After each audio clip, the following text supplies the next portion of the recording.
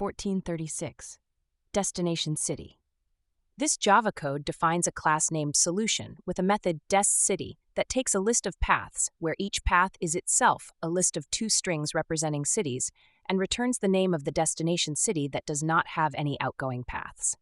Here's a step-by-step explanation of what the method does. 1. It creates a HashSet called outgoingCities to store cities that have outgoing paths. 2. It iterates over the list of paths. For each path, it adds the first city, the starting point of the path, to the outgoingCities set. This is because the first city in each path list is a city from which a journey starts.